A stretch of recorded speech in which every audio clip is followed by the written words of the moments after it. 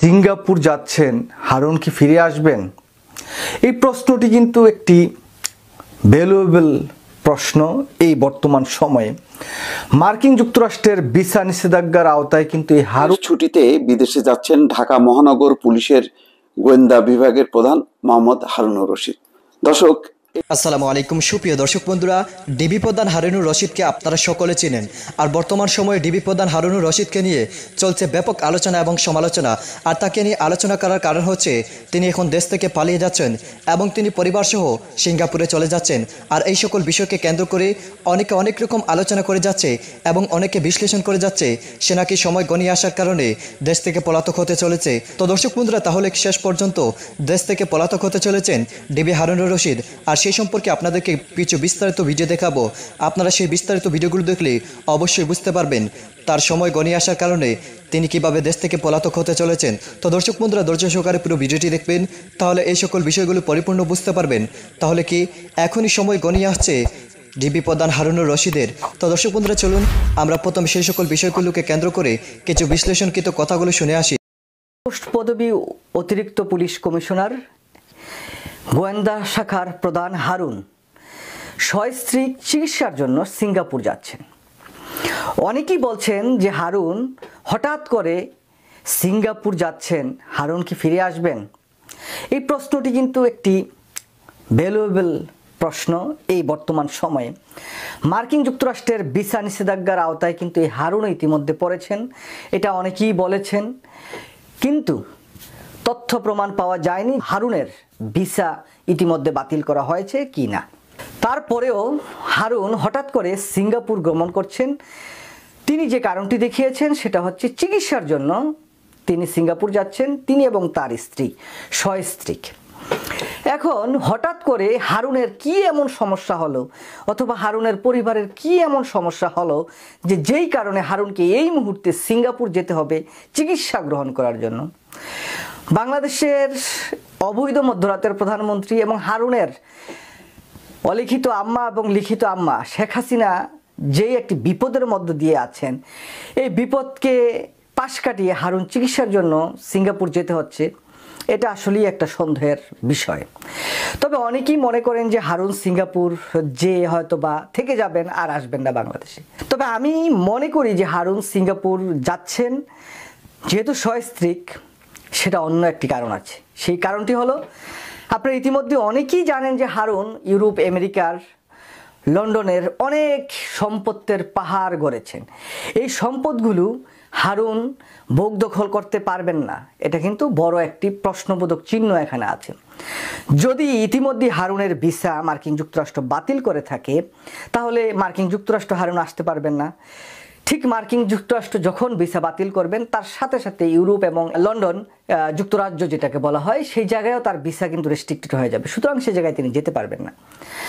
যদি কোনো কারণে বা যে কোনোভাবেই হোক না কেন এই ফ্যাসিস্ট শেখ হাসিনা 2024 সালের নির্বাচনে তিনি ক্ষমতা আঁকড়ে ধরতে না পারেন, তাহলে হারুন এবং হারুন গংরা বাংলাদেশ থেকে পালাতে হবে। তাহলে বাংলাদেশ থেকে পালিয়ে তিনি কোথায় যাবেন? তিনি আমেরিকায় যেতে পারবেন না, যুক্তরাজ্যে যেতে পারবেন না, তিনি ইউএইতে যেতে পারবেন না। তাহলে তিনি যাবেন কোথায়? তার যাওয়ার জন্য এই মিডল ইস্টের একটি দেশ সিঙ্গাপুর, এই সিঙ্গাপুর হচ্ছে তার জন্য উত্তম একটি জায়গা। তিনি সেই জায়গায় গিয়েছেন, হয়তোবা তার সেই জায়গায় কিছু সম্পত্তি আছে, এটা আমরা আগেও জেনেছি। সেই সম্পত্তিগুলো তার ওয়াইফের নামে হস্তান্তর, অথবা তার ওয়াইফকে সিঙ্গাপুরে ভালোভাবে সে জায়গায় সেটেল করার জন্যই তিনি গিয়েছেন, যাতে কোনো বিপদ হলে তার ওয়াইফ সিঙ্গাপুরে চলে আসবেন আগেই। এরপর যদি হারুন বেঁচে আসতে পারেন, তাহলে তিনি সিঙ্গাপুরে যেয়ে তার আবাসস্থল সেটা সেই জায়গায় তিনি করবেন। সেই জন্যই তিনি সিঙ্গাপুরে গিয়েছেন। তার পরিবারের সদস্যদেরকে সেই জায়গায় কিভাবে সেটেল করা যায়, সে জায়গার পরিবেশ পরিস্থিতি কীরকম, সব কিছু বিচার বিশ্লেষণ করে সিঙ্গাপুরে তার যেই অবৈধ অর্থবিত্তের কিছু অংশ সেই জায়গায় কীভাবে নেওয়া যায়, এই সকল বিষয়গুলো তিনি বাছ বিচার করার জন্য সরকারের কাছ থেকে ছুটি নিয়ে 13 দিনের তিনি সিঙ্গাপুর যাচ্ছেন। তো এই সিঙ্গাপুর গিয়ে তিনি ফিরে আসবেন, অবশ্যই আমি মনে করি তিনি ফিরে আসবেন, তবে তার পরিবার ফিরে নাও আসতে পারে, সেই জায়গায় থেকেও যেতে পারেন, এটাই হচ্ছে মূল বিষয়। তবে শেখ হাসিনার এই বর্তমান সময়ের যে বিপদের সম্মুখীন হয়েছেন, এই বিপদের সম্মুখীন হওয়ার পর শেখ হাসিনা কিন্তু আজ করতে পারছেন যে তার সাথে যারা এতদিন দালালি করেছেন, তার মধু খেয়েছেন, তার চারপাশে ভোমরা হয়ে বন করে তাকে গান শুনিয়েছেন, সেই মধুখোররা কিন্তু এখন ধীরে ধীরে চোখ ফিরিয়ে নিচ্ছেন শেখ হাসিনার কাছ থেকে। এই মধুখোররা কিন্তু ধীরে ধীরে পালিয়ে যাচ্ছেন, বিভিন্ন জায়গায় পালিয়ে যাওয়ার চেষ্টা করছেন। এখন শেখ হাসিনা হয়তো বা একটু করে আজ করতে পারছে যে শেখ মুজিব আমার বাপ কত বড় নেতা ছিল, সেই বাকশালে যোগ দেওয়ার জন্য লক্ষ লক্ষ হাজার হাজার নেতাকর্মী, সাধারণ জনগণ বাংলাদেশের এক প্রান্ত থেকে আরেক প্রান্তে ছুটে বেরিয়েছেন। সেই বাকশালের পতন কিন্তু নির্মমভাবে হয়েছিল। ঠিক সেই মধুখোররা এই বিগত 14-15 বৎসর শেখ হাসিনাকে ঘিরে রেখেছিল, মধু খেয়েছেন, তাকে দিয়ে অবৈধ কর্মকাণ্ড করিয়েছেন, তার হুকুম তারা পালন করেছেন, তার যে অবৈধ হুকুম সেটিও তারা বাস্তবায়ন করেছেন। এখন সর্বশেষ শেখ হাসিনার কাছ থেকে সেই মধুখোররা তাদের দৃষ্টি ফিরিয়ে নিচ্ছেন ধীরে ধীরে। শুধুমাত্র এক ভিসা পলিসির কারণেই যদি শেখ হাসিনার এই অবস্থা হয়, তাহলে আগামী দিনে বাংলাদেশের সাধারণ জনগণ যেভাবে ফুঁসে উঠছে, রাজপথে যখন দখল নিবে, সেই সময় শেখ হাসিনার কি অবস্থা হবে, আওয়ামী লীগাররা যদি একটু আজ করতে পারেন তাহলে হয়তো অনেকটুকুই বুঝে যাবে বর্তমান পরিস্থিতি। আমি মোস্তফা ফিরোজ। 13 দিনের ছুটিতে বিদেশে যাচ্ছেন ঢাকা মহানগর পুলিশের গোয়েন্দা বিভাগের প্রধান মোহাম্মদ হারুনুর রশিদ। দর্শক, এটি আজকে মিডিয়াতে এসছে, মানব জমিনে। তার শিরোনাম হচ্ছে ছুটিতে বিদেশে যাচ্ছেন হারুন। গত 2 দিন থেকে সামাজিক যোগাযোগ মাধ্যমে এটি মোটামুটি সয়লাভ হয়ে গেছে এই খবরটি। একজন পুলিশ কর্মকর্তা বিদেশে ছুটিতে যাবেন, আগেও গেছেন, ভবিষ্যতেও যাবেন, সেটি কি কখনো সংবাদ মাধ্যমে এসছে এইভাবে? আমার মনে হয় যে এভাবে আসেনি। হয়তো পুলিশের প্রধান বা বিভিন্ন ডিপার্টমেন্টের প্রধান, সেনাপ্রধান যখন যান তাদের নিয়ে খবর হয়, কিন্তু হারুনুর রশিদ তিনি পুলিশের একটি ডিপার্টমেন্টের হলো গোয়েন্দা বিভাগের প্রধান ঢাকার। তো তাকে নিয়ে এত আলোচনা, এত হইচই, কারণ কি? আসলে এর পেছনে এত কিছু কারণ আছে, যেই কারণে তাকে নিয়ে এত কৌতূহল।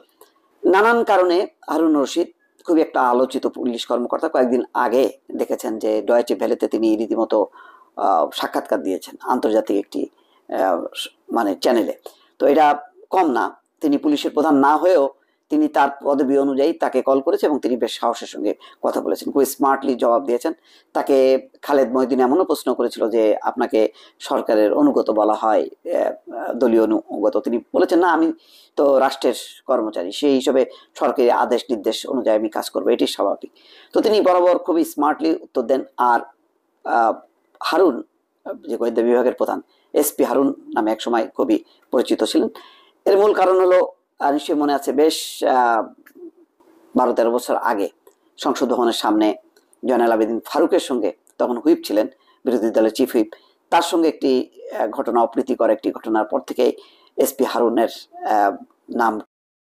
তো দর্শক বন্ধুরা, আপনারা হয়তো এই পুরো ভিডিওটি দেখে এবং এই তাদের বিশ্লেষণকৃত কথাগুলো শুনে অবশ্যই বুঝতে পেরেছেন অবশেষে দিন গড়িয়ে আসার কারণে দেশ থেকে আস্তে আস্তে পলাতক হতে চলেছে, এবং সেই সাথে এই বিদেশ ভ্রমণকে কেন্দ্র করে সত্যি কি তিনি পলাতক হতে চলেছেন নাকি আবারও দেশে ফিরে আসবেন, এই সকল বিষয়ে আপনাদের কি মতামত অবশ্যই কমেন্ট করে জানিয়ে দেবেন। এবং সেই সাথে আপনারা এই পুরো ভিডিওটি দেখে আপনাদের কাছে কি মনে হচ্ছে অবশ্যই কমেন্ট করে জানিয়ে দিবেন।